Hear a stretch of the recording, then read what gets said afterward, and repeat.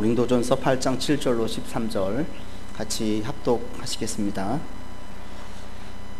그러나 이 지식은 모든 사람에게 있는 것은 아니므로 어떤 이들은 지금까지 우상에 대한 습관이 있어 우상의 제물로 알고 먹는 거로 그들의 양심이 약하여지고 더러워지느니라.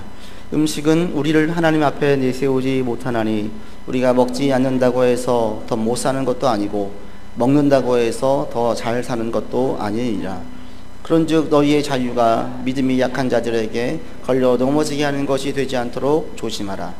지식 있는 내가 우상의 집에 앉아 먹는 것을 누구든지 보면 그 믿음이 약한 자들의 양심이 담력을 얻어 우상의 제물을 먹게 되지 않겠느냐. 그러면 내 지식으로 그 믿음이 약한 자가 멸망하나니 그는 그리스도께서 위하여 죽으신 형제라. 이같이 너희가 형제에게 죄를 지어 그 약한 양심을 상하게 하는 것이 곧 그리스도에게 죄를 짓는 것이니라. 그러므로 만일 음식이 내 형제를 실족하게 한다면 나는 영원히 고기를 먹지 아니하여 내 형제를 실족하지 않게 하리라. 아멘. 오늘 본문이 이제 우상제물에 대해서 3주째 같이 가고 있습니다. 첫 번째 주 우상제물을 다룰 때에 이 우상의 제물을 먹을 것인지 말 것인지 이걸 이야기할 때에 첫 번째 접근 방법을 말씀을 드렸습니다. 지식으로 접근하지 말고 사랑으로 접근해라. 그 다음 두 번째, 지난주에는 이제 우상제물 이야기할 때 우상이라는 것은 nothing이다, 아무것도 아니다. 그럼에도 불구하고 우상 숭배자들은 경계해라. 왜? 그들을 통해서 마음이 미혹되고 온전히 하나님을 따르지 못할 수가 있기 때문이다 라고 말씀을 드렸습니다. 오늘은 이제 이 우상의 제물에 대한 이야기를 합니다. 이 제물, 음식, 이걸 먹어도 되는지 안 되는지, 또 마침 추석 때가 다가오니까 이럴 때만 되면 꼭 기독교 방송에서 꼭 이런 설교가 나와요. 우상 제사한 음식 절대 먹지 말라 강하게 얘기하시는 목사님들이 있어요. 우상의 그 제사드린 음식을 먹으면 이게 죄냐 아니냐, 오늘 본문을 통해서 우리가 그런 부분들을 알 수가 있습니다. 바울은 오늘 본문에서 이 음식을 먹을 것이냐 말 것이냐를 다루기 전에 음식이라는 게 뭐냐 이걸 먼저 얘기하고 있습니다. 여러분 8절을 보십시오. 음식이라는 게 뭔지 같이 읽어보겠습니다. 음식은 우리를 하나님 앞에 내세우지 못하나니 우리가 먹지 않는다고 해서 더 못 사는 것도 아니고 먹는다고 해서 더 잘 사는 것도 아니다. 더 못 산다 잘 산다 이것은 신앙의 유익을 말해요. 음식을 어떤 음식을 먹는다고 해서 신앙에 유익한 것도 아니고 도움되는 것도 아니고 어떤 음식을 먹는다고 해서 신앙에 해가 되는 것도 아니다. 그러니까 원칙적으로 말하면 제사 음식을 먹는 게 우리 신앙에는 아무 문제가 없다라는 거예요. 이게 원론적인 겁니다. 예수님도 말씀하실 때에 입으로 들어가는 모든 것은 우리를 더럽게 하지 못한대요. 왜? 들어가는 모든 것은 다 배설물로 나온다. 정말 더러운 것은 뭐냐면 입에서 나오는 거라는 거예요. 왜? 입에서 나오는 것은 마음에서 나오는 것인데 사람의 마음 가운데에는 악한 생각과 살인과 간음과 음란과 도둑질과 거짓 증언과 비방들이 가득해서 입에서 나오는 것들이 악한 것이지 들어가는 것은 아무 문제가 없다라는 거예요. 그래서 우리 가운데 원칙으로 얘기할 때 음식은 어떤 음식을 먹어도 우리의 신앙에는 아무 영향을 끼치지 않는다. 이것이 먼저 전제가 되어야 됩니다. 그러니까 제사 음식 먹어도 됩니까? 예, 먹어도 돼요. 아무 문제 없어요. 그런데 원론적으로는 먹어도 상관이 없는데 이제 믿지 않는 친척집에 갔더니 거기선 정말 제사 드리고 음식을 내놓는 거예요. 막 먹어도 됩니까? 신앙에는 아무 문제가 없습니까? 네, 우리 신앙에는 아무 영향을 끼치지 못합니다. 그럼에도 불구하고 그냥 막 먹어도 된다, 막 먹자라고 할 수가 없어요. 그게 이제 오늘 본문에서 바울이 우리 가운데 얘기하는 부분입니다. 먼저 우상제물을 먹을지 말지 이 부분을 다룰 때에 바울이 첫 번째 이야기하는 것은 음식이라는 것은 우리 신앙에 아무것도 아니다. 바꿔 말해서 지금 너희들이 우상제물을 먹을지 말지 막 싸우고 있는데 이것은 신앙생활에 있어서 큰 문제가 아니라는 거예요. 정말 중요한 문제가 아니다. 정말 가치 있게 여길 문제가 아니라는 겁니다. 바울은 많은 문제를 볼 때 항상 이런 식으로 접근을 했습니다. 어떤 문제가 있을 때 이게 신앙적으로 얼마나 중요한 문제인지, 얼마나 가치 있는 문제인지, 또 이 문제는 내가 얼마나 많은 에너지를 쏟아야 되는지 분별을 했어요. 그래가지고 바울이 성도들에게 이야기할 때에 이것은 얼마만큼의 중요한 문제다, 이것은 중요하지 않다. 예를 들면 갈라디아서에서 바울은 좀 지나칠 정도로 자기 자랑을 막 해요. 베드로를 혼냈다고도 이야기를 해요. 왜? 자신의 사도성을 주장하고 싶은 거예요. 그 이유는 이들이 지금 바울의 가르침에서 떠나려고 하니까, 바울, 나는 너희들 가운데 사도다, 나의 가르침에는 권위가 있고 다른 베드로와 야고보와 요한과 같은 똑같은 권위 있는 말씀이다. 그러니 내가 전한 복음에서 한 말도 물러서지 말라. 이것은 매우 큰 가치이기 때문에 매우 세게 얘기를 해요. 그런데 오늘 본문에 있는 음식 문제는 정말 중요한 문제가 아니라는 거예요. 그러니까 이런 문제로 교회에서 문제가 되고 불거지고 싸우는 것은 전혀 유익하지 않다라는 거죠. 그리스도인이 되었을 때에, 우리가 그리스도인이 되었을 때 얻는 유익 중에 가장 큰 유익 한 가지가 저는 이 부분이라고 생각합니다. 예수를 잘 믿게 되면요, 살면서 우리 인생에서 무엇이 더 중요한지, 뭐 그런 말이 있잖아요. 무엇이 중요한지, 무엇이 진짜 중요한지를 알게 돼요. 그리스도를 잘 믿고 크리스찬으로 살게 되어질수록 우리 인생에서 어디에 내가 더 큰 가치를 두어야 될지를 분별하는 분별력이 생깁니다. 우리는 살면서 다 모든 것의 가치를 여러분 스스로가 다 점수를 매겨요. 이건 10점짜리, 20점짜리, 50점짜리, 70점짜리. 그래서 그 가치에다가 나의 에너지, 나의 능력, 나의 시간, 나의 건강을 막 쏟아 부어요. 아이가 태어나면 모든 아이 엄마들, 아빠들은 아이의 거의 100 가까운 에너지를 다 쏟아 부어요. 왜요? 그 아이가 인생에서 가장 가치가 있거든요. 어떤 사람은 사회에 막 쏟아 부어요. 어떤 사람은 자기 미래에 막 쏟아 부어요. 정치인들은 자기 정체에 막 쏟아 부어요. 왜? 그게 자기에게 가장 큰 가치가 있거든요. 근데 문제는 뭐냐?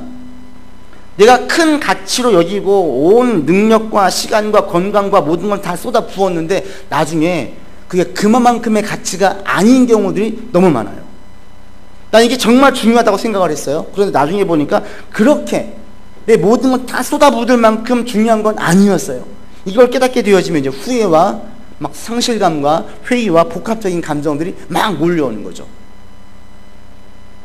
가치 점수를 잘못 매겨서 잘못된, 너무 쏟지 않아야 될 에너지를 막 쏟아 부어가지고 후회하는 인생들이 많이 있다라는 거죠. 보통 어떤 경우에 이런 실수를 하냐면, 인생에 보는 시야가 좁을수록, 그 다음에 시선이 짧을수록 이런 실수를 많이 해요. 요거밖에 안 보이는, 요거밖에 넓게 보지 못하고 이거밖에 안 보이니까 그것만 가지고 막 쏟는 거죠. 그 다음에 멀리 보지 못해요. 짧게 보니까 그런 문제가 생겨요. 근데 그리스도인들은, 우리 그리스도인의 시야, 인생의 시야는 넓어요. 그리고 멀리 보게 만들어요. 왜? 교회를 나오면 늘 하는 게 뭐예요? 우리 육신은 언젠가 죽는다라는 거예요. 죽는다. 이 죽음이라는 것은 뭐냐면 우리 인생의 짧음을 이야기해요. 내가 이 땅에서 평생 매주 오랫동안 살 것 같은데 사람들을 만날 때에는 절대 죽음을 이야기하지 않죠. 죽음을 의식하지도 않지요. 죽음 이야기를 꺼내지도 않아요. 오래 살 것 같아요. 근데 교회에서는 계속 죽음을 이야기해요. 왜? 그 죽음이라는 걸 통해 가지고 우리가 끝이 있음을 알게 하고 이 세상에서 우리의 삶이 매우 짧음을 우리로 하여금 자꾸 보게 해요. 그러면서 죽으면 끝나는 것이 아니라 죽음 이후에 우리 영혼이 사는 영원한 세계가 있음을 또 계속 이야기해요. 이 땅에서의 삶은 짧은데 이 땅에서 삶이 끝나고 나면 끝이 아니라 새로운 영원한 삶이 있다는 거예요. 이것이 우리로 하여금 넓은 시야, 멀리 볼 수 있게 만들어준다는 겁니다. 군인들 군대 가면은 꼭 하는 게 있어요. 뭔지 아세요? 디데이를 꼭 봐요. 며칠 남았다, 며칠 남았다. 그래서 물어보면은 다 전역하기까지 며칠 남았다라고 다 알고 있어요. 이게 왜 그러겠어요? 자기가 살려고 그러는 거예요. 여기는 그만 있고 싶어요. 그만 속박받고 싶어요. 그만 이 자유하지 못한 이곳에서 벗어나고 싶어요. 그런데 벗어날 수 있는 가장 좋은, 그 다음에 그 군대 생활을 잘 버틸 수 있는 제일 좋은 방법은 며칠 남았는지를 손꼽는 거예요. 왜? 그날은 금방 오니까. 그날이 끝나면 난 진짜 자유인이 되니까. 난 이제는 뭐든지 할 수 있으니까. 이걸 가지고 군대에서 부당한 대우를 받고 자기 자유가 박탈되어져도 참고 견디는 거예요. 이게 없는 사람들은 그냥 총 쏴가지고 끝나버리는 거예요. 사고가 나는 거예요. 군대만 볼 때에도 군대가 끝날 때가 있다. 전역한다. 그리고 그 시기는 길지 않다. 그리고 이게 끝나면 이후에 나의 삶은 매우 즐거운 삶들이 있다. 이것들을 인지하니까 군대에서 힘들고 어려운 시간들을 견딜 수 있는 거예요. 지혜롭게 행동할 수 있는 거예요. 이게 우리의 삶에 그대로 적용되어집니다. 군대에도 이것들을 가지고 있는 사람들이 지혜롭게 살아가는 것처럼 인생을 살 때도 마찬가지입니다. 내 인생이 여기서 영원하지 않아. 천년만년 살지 않아. 난 끝날 때가 와. 이걸 염두에 두면서 그러나 이 이후의 세계는 영원해. 이 두 가지 이중적인 생각을 같이 가지고 있으면 우리가 이 땅을 바라볼 때 내가 어떤 문제를 해결할 때에 그렇게 지나칠 정도로 크게 전전긍긍하지 않는다는 거예요. 그러면서 우리 가운데 지혜를 주죠. 아, 이것은 이 시기만 지나고 나면 별로 중요하지 않는데 내가 뭐 이렇게 고생을 해? 잊어버리는 거예요. 지금 좀 속이 상하지만 이것은 조금 지나면 없어질 건데 내가 그렇게 큰 가치를 둘 필요가 없지. 잊어버리는 거예요. 가치 점수 매김이 이게 달라요. 그래서 신앙생활을 하면 할수록 정말 중요한 것엔 큰 가치를 두고 작은 것에는 적은 가치를 둬요. 여러분들도 그런 가치 매김을 잘할 수 있기를 바랍니다. 별로 중요하지 않은데 너무나 크게 가치를 두어서 모든 걸 쏟아붓는 어리석은 자 되지 않기를 바라고요. 정말 중요한 것에 큰 가치를 두고 그러면서 거기에 많은 것을 쏟아부을 수 있는 여러분 되기를 바랍니다. 그리고 신앙생활을 하면 또 하나 이런 큰 가치를 둘 수 있는 큰 이유가 또 한 가지 있어요. 그게 뭐냐면 영원하신 하나님 때문에 그렇습니다. 하나님께서 영원히 살아계시고 그분께서 우리 가운데 지혜와 조언을 주시기 때문에 우리는 지혜롭게 분별력 있게 정말 중요한 것에 가치를 줄 수 있습니다. 인생이 80만 되어도 삶의 지혜가 있어요. 여러분 80 되신 어르신들에게 90, 100 되신 어르신들에게 여러분 고민을 막 이야기해 보세요. 그분들 반응이 주로 어떨 것 같으세요? 막 놀랄까요? 그렇게 놀라지 않으세요. 그때는 정말 중요한 문제일 것 같은데 80, 90, 100 되면 그렇게 큰 문제가 별로 없어요.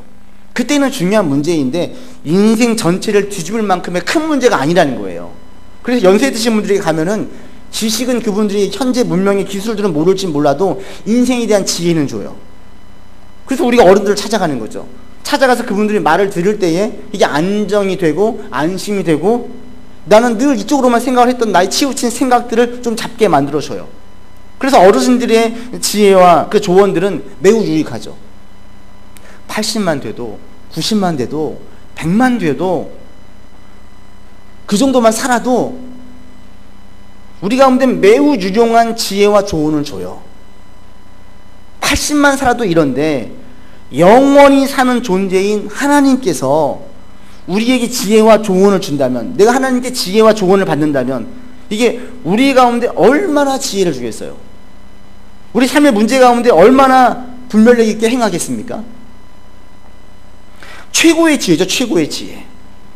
하나님께 여러분이 어떤 지혜를 듣고 조언을 받는다면, 성경을 통해서 주시는 말씀을 통해서 내 삶의 어떤 문제들을 방향성을 잡는다면 이거 최고의 지혜라는 거예요. 그래서 시편에서 이렇게 말합니다. 이게 얼마나 지혜로운지. 주의 법을 사랑하고 묵상했을 때에 뭐라고 고백을 하냐면 원수보다 지혜롭다. 스승보다도 지혜롭다. 심지어는 나의 명철함이 노인보다도 낫다라고 이야기해요. 80, 90, 140 노인보다도 여호와를 잘 경외하고 주신 말씀대로 따라가는 청년의 지혜가 노인보다 훨씬 지혜롭대요. 왜? 그럴 수밖에 없지요. 영원히 사신 하나님께서 조언해 주시니까, 그게 지혜를 주시고 그걸 받아서 살아가니까 이 지혜와 통찰력은 노인보다도 훨씬 승하다는 겁니다. 그래서 신앙생활을 제대로 하고 잘하고 성경을 귀히 여기고 말씀을 통해서 경청해서 따라가려고 애를 쓰면 애를 쓸수록 이분의 인생에는 삶의 질서가 잡혀요. 정말 중요한 문제에 큰 가치를 주고 좀 길게 볼 때 덜 중요한 문제에는 작은 가치를 둔다는 겁니다. 전 여러분들 가운데도 이런 가치 매김이 지혜롭게 잘 되어지기를 바랍니다. 신앙생활 하면서 가치 매김이 새롭게 좀 질서가 잡혀졌으면 좋겠어요. 예수를 믿기 전에 매겼던 그 가치 매김이 믿음 다음에도 똑같아지면 안 돼요. 왜? 믿기 전에는 육적인 인생이었어요.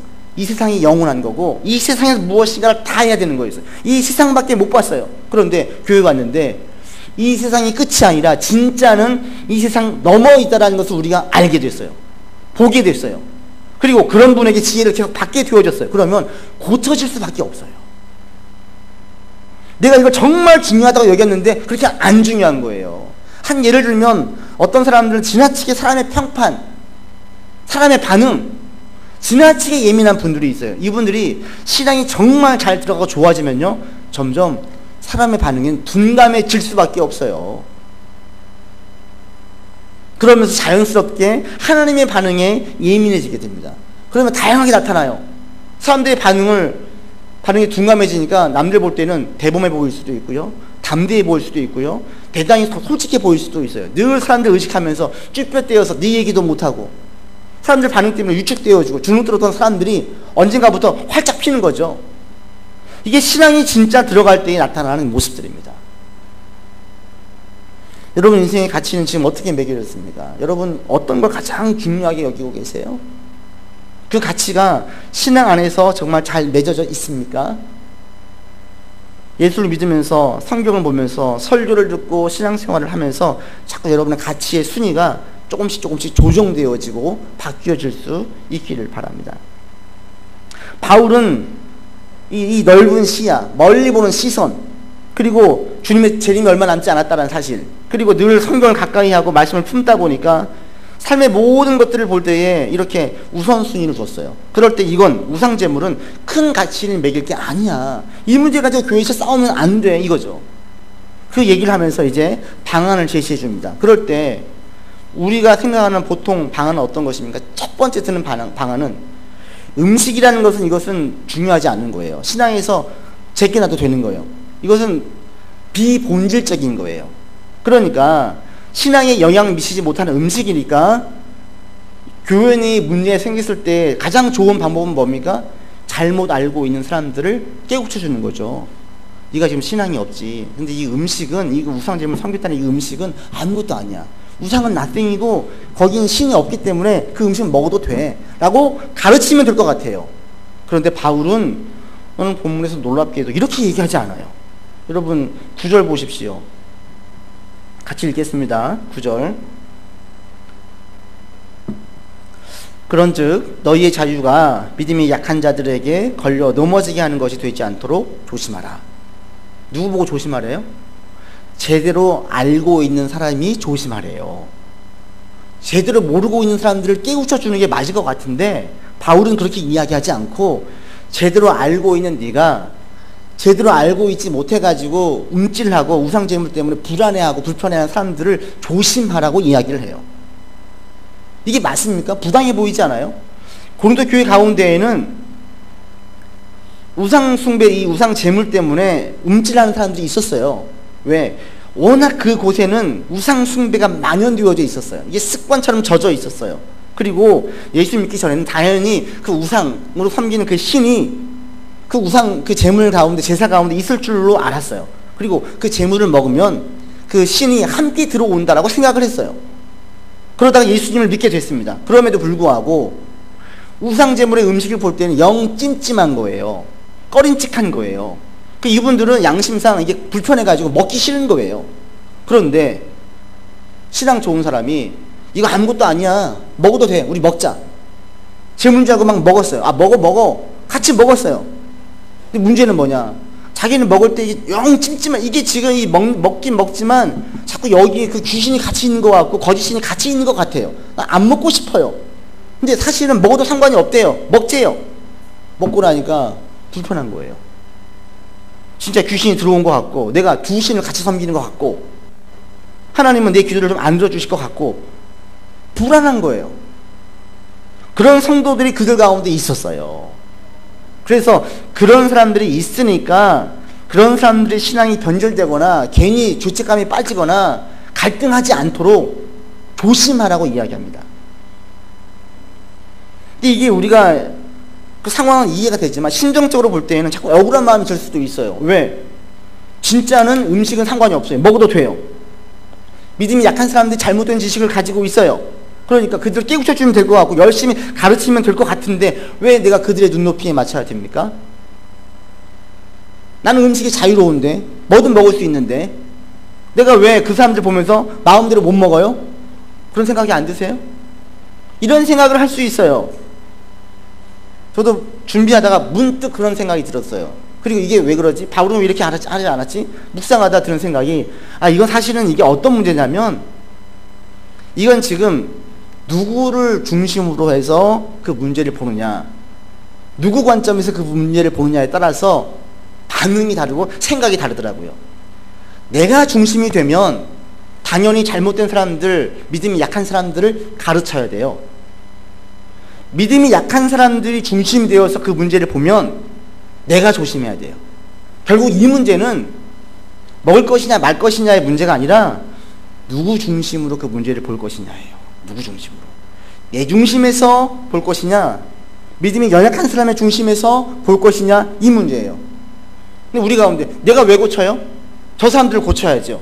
저 사람들이 잘못 알고 있으니까. 이렇게 나온다면 내가 내 중심에서 지금 보고 있기 때문에 그래요. 그 문제를. 근데 바울은 단언하게 확실하게 이야기합니다. 너 중심에서 보지 말래요. 믿음이 약한 사람 입장에서 보라고 이야기합니다. 왜요? 크리스천은 자기 중심적인 생각이 강한 사람들이 아니에요. 신앙생활을 잘하면 잘할수록 자기 중심적인 사고에 있을 수가 없어요. 그리스도인은 뭡니까? 예수를 주로 고백하는 거예요. 내가 주인이 아니에요. 삶의 주인이 내가 아니라 예수님이에요. 인생의 키를 내가 주고 있는 것이 아니라 예수님께 넘겼어요. 내 인생의 항해의 이 배를 이 조종하는 조타수는 내가 아니라 예수님이에요. 나는 빠지고 내 삶의 주인이 예수님이 됐어요. 그러니까 그리스도인들은 자기 중심적인 사람이 아니라 하나님 중심적인 사람일 수밖에 없어요. 그런데 우상 제물을 볼 때에 왜 내가 고쳐? 이 말은 뭐예요? 내 중심에서 본다는, 내 중심. 그 문제를 하나님 중심에서 한번 보라는 거예요. 하나님 중심에서 보면 나도 귀하지만 믿음이 약한 사람도 귀한 거예요. 그럼 뭘 중요시 여겨야 돼요? 믿음이 약한 사람의 신앙이 변질되지 않도록, 고민하지 않도록, 괜한 죄책감에 빠지지 않도록 주의할 게, 그게 바로 하나님 중심적인 사고가 되는 거죠. 그렇기 때문에 바울은 지금 이렇게 얘기하고 있는 겁니다. 너희가 지금 제대로 음식을 이거 먹어도 상관이 없다고 여긴 너희들아, 막 먹지 말고 그 자유를 막 쓰지 말고 믿음이 연약한 사람들, 시험에 들만한 사람들이 있으면 그들을 신경 쓰라는 거예요. 바울은 늘 고백하죠. 갈라디아서 2장 20절에서 내가 그리스도와 함께 십자가에 못 박혔다, 내가 죽었다, 내 중심적인 사고 아니다, 그러면서 뭐라고 해요? 이제 내가 사는 것이 아니라 예수님이 사신 것이다 라고 이야기해요. 이게 바울의 사고예요. 이게 가득했어요. 내 인생의 키는, 내 인생은 내 중심적이 아닌 거예요. 하나님 중심이라는 겁니다. 여러분들 가운데 혹시 그런 분들 계세요? 문제가 있을 때 내가 왜 고쳐요?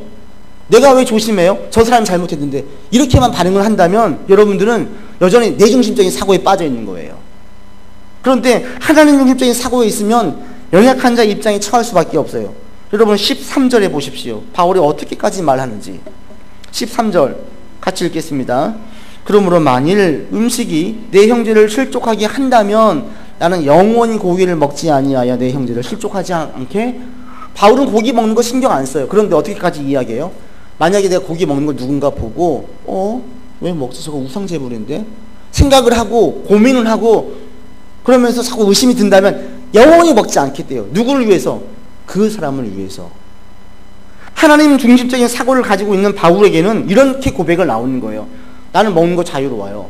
자, 예를 들어 볼까요? 목사는 술, 담배 하면 돼요, 안 돼요? 돼요, 안 돼요? 안 돼요? 돼요? 지난 수요일 때 제가 언제 말씀드린 적이 있는데, 그 18세기 때 가장 유명한, 19세기 때 유명했던 영국에서 영적인 큰 부흥을 일으켰던 목사님, 스펄전 목사님이에요. 이분이 죽기 얼마 전까지도 담배를 피고요, 술을 마셨어요. 영국에서는 물이 식수가 깨끗하지 않기 때문에 포도주를 마시는 게 너무 보편화되어져 있어서 아무도 신경 쓰지 않고, 그 당시엔 담배가 몸에 해로운 줄을 몰랐어요. 스펄전 목사님 책에서 담배가 자기 몸에 오히려 좋다라고 유익을 이야기했어요. 담배 피는 분들 그 얘기하잖아요. 담배를 피면 일시적으로 머리가 맑아진다고. 그리고 흥분된 마음이 가라앉는데요. 그 얘기를 해요, 스펄전 목사님이. 해서 죽기 얼마 전까지 담배를 피쳤어요. 근데 많은 스펄전 전기의 책에는 그걸 숨기죠. 술과 담배는 신앙과 아무 상관이 없어요. 물론 그분이 이제 돌아가시기 얼마 전에는 끊었지만 아마 지금이라면 안 피겠죠. 왜? 담배가 몸에 해로운 줄을 너무나 의학적으로 다 알려졌으니까. 그때는 그런 게 규명이 안 됐었거든요. 술과 담배는 아무 문제가 안 되지만 만약 우리나라 문화 가운데서 하면 돼요, 안 돼요, 목사들이? 제가 아는 목사님 어느 분이 술, 담배를 했어요. 그게 제가 들려왔어요. 그 노회에서 이제 여튼 어느 이제 어디에서 들었어요. 근데 제가 그랬어요, 그분에게, 다른 분에게. 아, 그럴 거면 술, 담배 하실 거면 미국 가서 하시지 그러셨어요. 영국 가서 하시지. 왜 한국에서 목회를 하세요? 영국이나 미국에서는 술을 마시는 게 별로 문제가 안 돼요. 목사 술 마시는 게, 왜 마셔? 담배를 피는 것에, 보지 않는다고요. 우리나라에서 어때요? 누군가가 이 문제 가지고 걸릴 수가 있다는 거예요. 그러면 목사로서 성도를 섬길 만한 자리에 있다면 안 해야죠. 누군가 그것 때문에 시험 들 거라면 안 해야죠. 예를 들면 이런 거예요. 예를 들면 나를 위해서가 아니라 나는 상관없어. 그러나 누군가가 이것 때문에 시험 든다면 바울은 음식도 안, 고기도 안 먹겠대요. 이게 바로 신앙이 성숙한 자, 예수가 삶의 주인님을 확고하게 아는 자만이 할 수 있는 고백이에요. 신앙이 성숙할수록, 예수님 내 삶의 주인님을 확신할수록 자기중심적인 생각과 말과 행동을 하지 않아요. 그래, 하나님 중심적인 생각을 하게 되어지고 말을 하게 되어지고 행동을 하게 되어져요. 여러분들이 신앙이 좋아져서 저는 신앙이 좋아진다는 걸 한마디로 말하면 이거예요. 하나님 중심적인 사고에 가득 차 있는 사람, 내가 말하고 행동하고 섬기고 하는 모든 일들이 이게 하나님에게 유익이 되는지 안 되는지를 계속 생각하는 사람, 이게 바로 하나님 중심적인 사람인데, 전 여러분들 모두가 다 신앙이 좋아져서 자기 중심적인 사람에서 하나님 중심적인 사고로 바뀌어지기를 바랍니다. 이 세상은 어때요? 전부 다 여러분 자기 중심적인 사람이 되라고 이야기해요. 너 중심으로 살아라. 네 생각을 이야기해라. 네가 소신껏 해라. 그런데 성경은 그렇게 하지 않습니다. 하나님 중심적인 사고로 살아라. 그런데 자기 중심적인 사고로 가득한 사람들을 보세요. 그 삶에는 서운함만 가득하고요, 원망만 가득하고요, 불평이 가득해요. 모든 사람은 내 마음 같지 않거든요. 내가 신경 쓰는 것만큼 신경 쓰지 않거든요. 자기 중심적인 사람이 되면 내가 수고하고 고생하고 내가 애쓴 것만 기억해. 이게 가장 큰 거예요. 여기에 갇혀 있다 보면 서운하지요. 불평하게 되어져요. 원망할 수밖에 없어요. 그런데 이 사고에서 하나님 중심적인 사고로 바뀌어지면 서운했던 거, 원망했던 것, 불평했던 마음들이 어느 순간부터 눈녹듯 녹아지기 시작해요. 내 사고에서 탈피하기 시작하면서, 그러면서 서운함 대신에 이해하게 되어져요. 원망함 대신에 좀 용납하게 되어져요. 불평한 대신에 점점 감사가 나오게 돼요. 이게 예수 중심이 된 삶에 사는 사람들에게 나타난 유익입니다.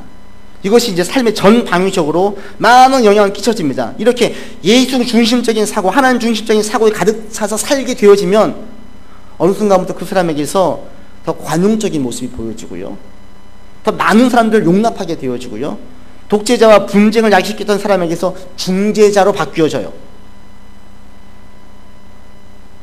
내 중심적인 사고에 갇히면 싸움밖에 안 나요. 전쟁밖에 없어요. 하나님 중심적인 사고로 가야 평화가 임해요. 샬롬이 임해요. 그 샬롬은 내 안에 있고 우리 가정에 있고 온 세계 가운데 똑같습니다. 그래서 세상의 소망이 있고 나라의 소망이 있고 가정의 소망이 있고 내게 소망이 있는 유일한 방법은 예수 위에 사는 거예요. 하나님 중심적인 사고로 사는 거예요. 내가 주인 되어 살면요, 전쟁과 싸움과 분쟁과 시기와 질투와 비방과 옥한 온갖 죄들만 계속 나와요. 전 여러분 가운데 하나님 중심적인 사고로 살 수 있기를 바랍니다. 하나님 중심적인 사고. 내가 왜가 아니라 바꾸는 거. 하나님과 어떻게 해야 돼요? 하나님이라면 어떻게 하실 거예요? 할 수 있는 한 많은 사람들을 용납해야 돼요. 이해해야 돼요. 만약에 누군가가 이해가 되지 않으면 그냥 용서하세요. 어느 10대의 소녀가 목사님에게 상담할 때 그랬어요. 자기 아버지가 절대 이해가 되지 않는데, 이해가. 그렇게 술에 취해가지고 왜 그렇게 폭행을 하고 힘들게 이해가 되지 않는다 그럴 때 그 목사님이 그러셨어요. 그냥 아버지를 용서해라. 예수님 이름으로. 예수님 때문에 네가 신앙이 있다면 예수님을 위해서 용서해라. 근데 이거를 그 소녀가 받았어요. 그리고 아버지를 진짜 용서하기 시작했어요. 용서를 하자 아버지에 대한 악감정과 증오의 마음이 사라지기 시작했어요. 그리고 용납하게 되어졌어요. 그리고 이해하게 되어졌어요. 이게 바로 능력이에요. 이해가 안 되면 그냥 예수의 이름을 용서하세요. 용서하면 이게 바뀌어져요. 말씀을 맺습니다. 여러분 삶에 어떤 문제가 발생할 때 먼저 이게 얼마나 중요한지를 좀 따져보시기 바랍니다. 이게 신앙적으로 이게 얼마나 중요한 문제인지. 그리고 이번 한 주간 다시 한번 좀 결단하십시오. 내가 예수 위에 살겠다. 이 말은 곧 다른 사람 입장에서 자꾸 서보겠다. 의도적으로. 다른 사람 입장에 자꾸 한번 서보려고 애를 쓰시기 바랍니다. 내가 왜 참아? 내가 왜 용서해? 내가 왜 나만 손해봐야 돼? 이게 아니라 자꾸 그 사람 입장에서 서보는 것이 곧 예수를 위해 사는 거예요. 이번 한 주간 그렇게 사시고 아무리 그 사람 입장에서도 이해가 안 된다면 그냥 용서하세요. 용서하세요. 이게 곧 하나님 중심으로 사는 사람이고 하나님 중심적인 사고를 가지고 사는 사람들의 모습입니다. 여러분 가운데 이런 은혜가 있기를 바랍니다. 명절 되면 친척들 만나고 다른 분들 만나요. 우리 가운데 가장 크게 우리에게 상처를 주는 사람들이 누구냐면 식구들이에요. 식구들. 제일 친한 사람들이 내게 상처를 제일 많이 줘요. 그래서 친척들 만나면 여러 마음들이 복합적이에요. 좋기도 하지만 싫기도 하고 사랑스럽기도 하지만 막 증오심이 불타오를 때도 있어요. 그럴 때 이번 한 주간 또 이제 명절을 맞이할 때 다 용서하려고 애를 쓰시고 하나님 중심적인 사고에서 여러분들이 자꾸 생각하려고 애를 쓰는 한 주간 또 명절의 기간이 되기를 주의 이름으로 권면을 드립니다. 기도합시다. 하나님, 바울은 제사 음식의 문제를 다루면서 하나님 중심적인 사고에 가득 찬 신앙인이 이 문제를 어떻게 보고 있는지를 우리에게 알게 하여 주셨습니다. 우리가 하나님 중심적인 사고로 산다고 이야기하지만 우리 가운데 여전히 못된 자아가 나를 주장하고 불쑥불쑥 내 이익과 내 생각과 나의 아집에 가득 차 있을 때가 한두 번이 아닙니다. 하나님, 그럴 때마다 깨우쳐 주십시오. 또 질책의 소리를 듣게 해 주십시오. 그리고 그 자리에서 돌이켜서 나의 중심적인 사고가 가득 찬 더 강화되는 인생이 아니라 하나님 중심적인 사고가 가득하고 더 강화되어지는 참된 신앙인 될 수 있도록 인도하여 주시옵소서. 때론 불편하고 힘들고 어렵지만 힘써서 상대의 입장에 서보기를 원합니다. 이것이 곧 예수님 중심으로 사는 삶이오니 이렇게 살도록 우리를 인도해 주시고 깨우쳐 주옵소서. 우리 구주 예수 그리스도 이름으로 기도드립니다. 아멘.